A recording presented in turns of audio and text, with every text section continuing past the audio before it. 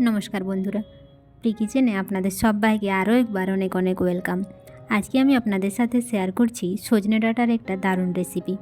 আপনারা অনেকেই অনেক রকমভাবে সজনে ডাঁটার বিভিন্ন রেসিপি খেয়েছেন, শুধু একবার এইরকমভাবে বানিয়ে দেখুন, এক থালা ভাত এক নিমিষে শেষ হয়ে যাবে। আমি কতগুলো সজনে ডাঁটা এইভাবে লম্বা লম্বা কেটে নিয়েছি, আর উপরের শিরাগুলো হাতের সাহায্যে এইভাবে ছাড়িয়ে নিচ্ছি।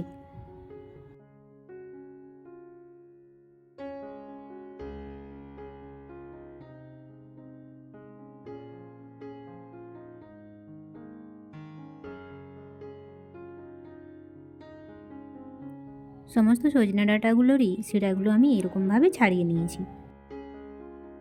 আমি বেশ কয়েকটা ছোট সাইজের আলু নিয়েছি, এগুলোকে খোসা ছাড়িয়ে একটু বড় বড় করে কেটে নেব।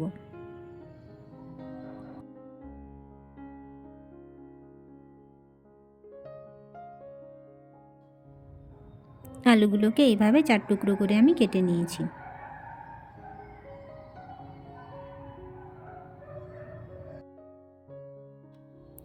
উনুনে কড়াই বসিয়ে আমি জল দিয়ে দিয়েছি, এতে সজনে ডাঁটাগুলো সেদ্ধ হওয়ার জন্য দিয়ে দেব।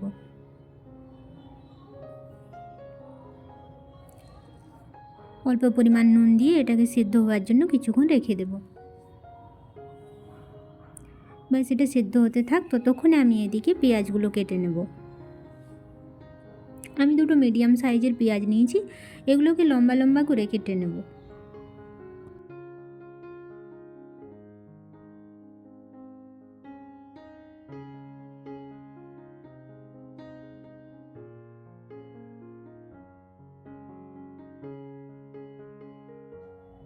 পেঁয়াজগুলো আমার কাটা হয়ে গেছে। এরপর আমি নিয়েছি কয়েকটা রসুন, 8-10টা মতো রসুন আমি ছাড়িয়ে নিয়ে নিয়েছি। একটা টমেটো নিয়েছি, টমেটোর সাইজটা অনেক বড় ছিল, তাই আমি অর্ধেকটা পরিমাণেই এটাতে ইউজ করব। এদিকে সজনে ডাঁটাও সিদ্ধ হয়ে গেছে, আমি একটা ফ্রাই প্যানে কিছুটা তেল দিয়ে গরম করে নিয়েছি। এবার আলুগুলোকে আমি ভেজে নেব। আমি আলুগুলোকে লাল করে ভেজে নেব, যাতে ভাজার সময় 90% মতো আলু সেদ্ধ হয়ে যায়। আমি অল্প পরিমাণ নুন দিয়ে দিয়েছি, যাতে তাড়াতাড়ি আলুগুলো সেদ্ধ হয়। দেখুন, এর কালার অনেকটা চেঞ্জ হয়ে এসছে। আলুগুলো প্রায় হয়ে গেছে, আমি এরপর তুলে নেব। এই গরম তেলের মধ্যেই আমি এবার দিয়ে দেব কেটে রাখা পেঁয়াজগুলো।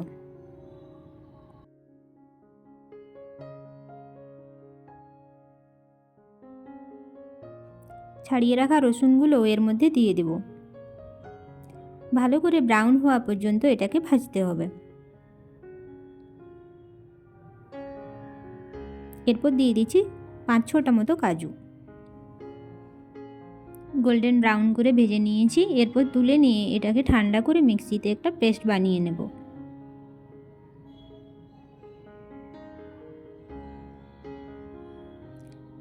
এর মধ্যে কেটে রাখা টমেটোর কুচিটাও আমি দিয়ে দিচ্ছি। এই মতো একটা আমি পেস্ট বানিয়ে নিয়েছি। এরপর কড়াই গরম করে আমি 3-4 চামচ মতো সরষের তেল দিয়ে দিয়েছি। এতে সামান্য পরিমাণ জিরে ফোড়ন দিয়ে দিয়েছি আর শুকনো লঙ্কা একটা। এরপর বেটে রাখা পেঁয়াজ এবং টমেটোর পেস্টটা দিয়ে দিচ্ছি।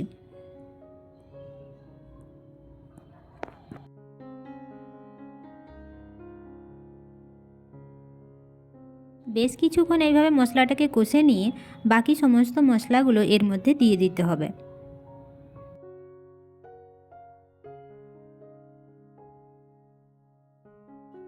মশলাটা কিছুক্ষণ ভাজা হয়ে গেছে, এরপর আমি এতে দিয়ে দিচ্ছি 1 চামচ মতো হলুদ গুঁড়ো,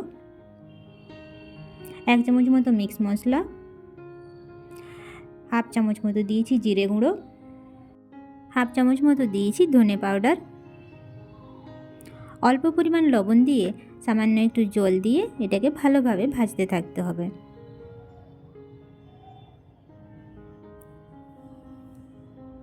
হাফ চামচ মতো কাশ্মীরি লাল লঙ্কার গুঁড়ো দিয়ে দিয়েছি কালারের জন্য। মশলাটা দেখুন এইভাবে ভাজা হয়ে গেছে প্রায়। যখন তেল ছেড়ে আসবে তখন তার মধ্যে দিয়ে দিতে হবে ভেজে রাখা আলুগুলো আর সিদ্ধ করা সজনে ডাঁটাগুলো।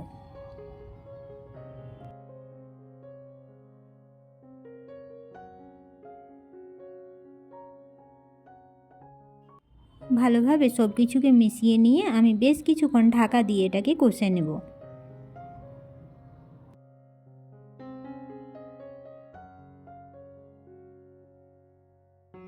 এরপর আমি এতে দিয়ে দিচ্ছি 2 চামচ মতো ফেটে রাখা দই।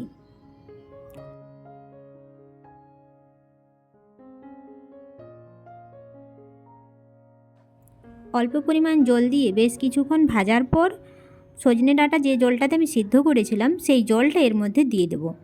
এই জলটা ভীষণ উপকারী, এটা ফেলে দিলে সজনে ডাঁটা সমস্ত গুণই চলে যাবে।